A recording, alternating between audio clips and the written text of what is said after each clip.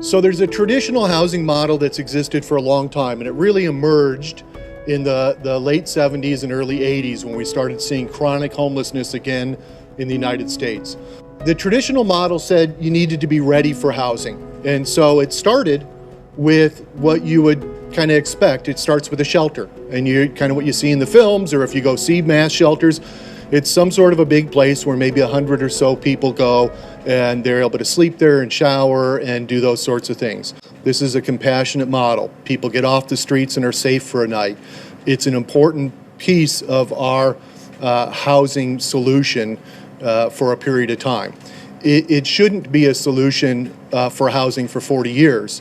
And the reason it's been there for 40 years is it isn't really a solution to homelessness. It's a compassionate way to reduce the impact of homelessness today, but it doesn't solve the homeless problem. A different way might be to move from housing readiness to something called housing first. The idea being that people who are living in chronic homelessness need housing. That's the primary problem they have. And if they get housing, that will be what propels them to success. And then they can work on other areas. The old model was change and you'll earn housing. The new model is give housing so you can change. And today we're going to take you to our Glen property, which has our low barrier shelter. So at our Glen property, we added an additional 8 beds for low barrier shelter for our veterans. So we have a total of 16 beds at our Glen property for these programs. So again, the primary focus is housing stability, keeping our clients stable in housing first, and getting people off the streets immediately.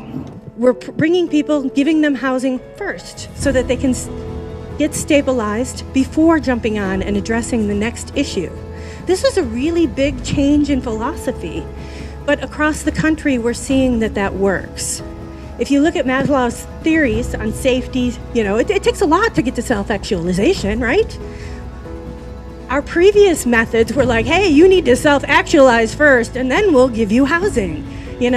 Who can address those issues when they don't know where they're going to sleep at night, when they don't know where their next meal is coming from.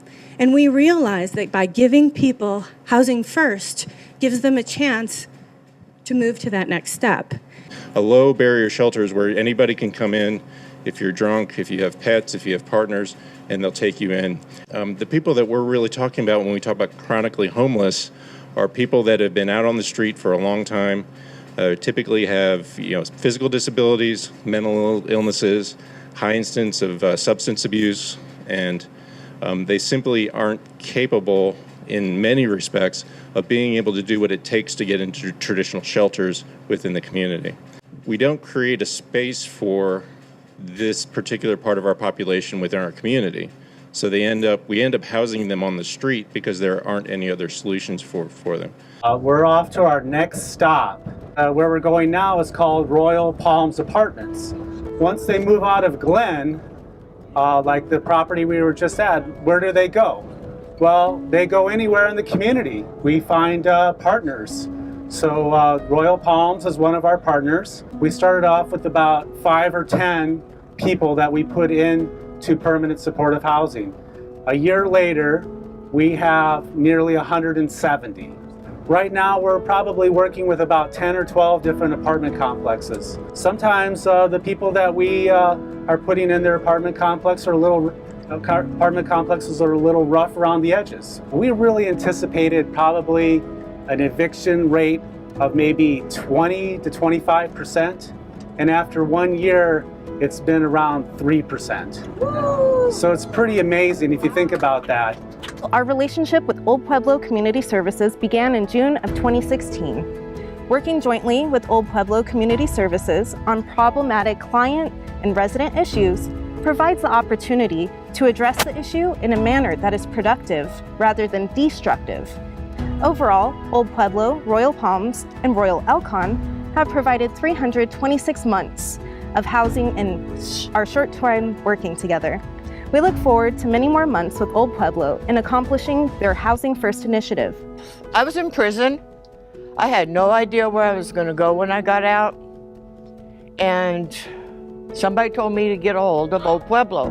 The first step is always the hardest when you come out of prison, because that'll either make you or break you. You know, you're either going to go back to doing drugs and everything else, or you're going to straighten up. And I wanted to straighten up.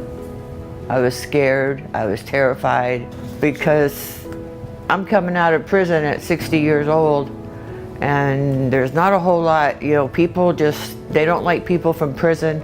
And then when you're older, it's even harder. When I first got here, my main thing was I wanted to get a job, get on my feet, and be productive. Thanks to Old Pueblo, I have a place to live. Life's a lot better than it was. If it wasn't for Old Pueblo, I would probably be doing drugs because I wouldn't have anywhere to go. I'd be on the streets. Well, if we just rent an apartment and put this person into it, what might happen? They're still drinking. They're not been stable on their medications. They still hear voices. They have all these other problems.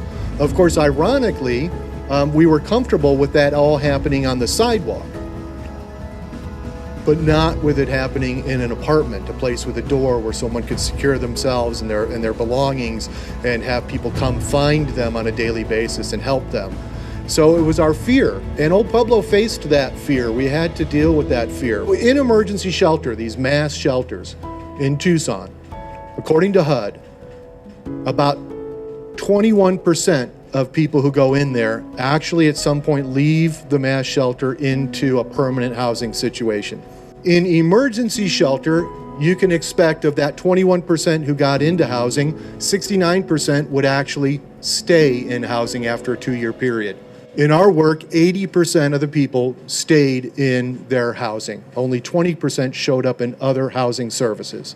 Not only does it get people into housing, but every one of those persons who is in housing gets a primary care doctor, gets services, is no longer showing up in the emergency room, no longer having the fire department show up to them at the park across from at the library every day, is no longer using high-cost housing solutions, but is actually living in their home, have a primary care doctor, being seen, and doing that low-cost prevention health care. So not only do you get people into long-term housing, but you save money in the process.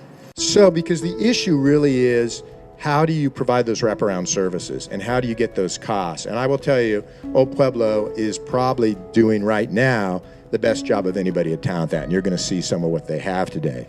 The fact of the matter is, when you go to one of these new projects and you see 20 people, whoever they might be, and you see them in housing, and you see how their lives are changed by just having that secure place to be, where they can be safe, where they can go out and look for a job, where they can have access, hey, I'm about to go off the wagon, can I get to someplace right away? Or I'm having these anxieties, can I get someplace right away? We can have a lot of success, and I'm glad you're all here. The thing I'd like to leave you with is where we're at in our community around the country is the successes we've seen have been coordinated efforts. They've been coordinated efforts between the governments, who do have something to offer, the nonprofits, who have a lot to offer, but then also the private sector, and the private sector in two respects: philanthropists, people who are willing to give, but also the business community stepping up however they can. Housing First is a solution to homelessness.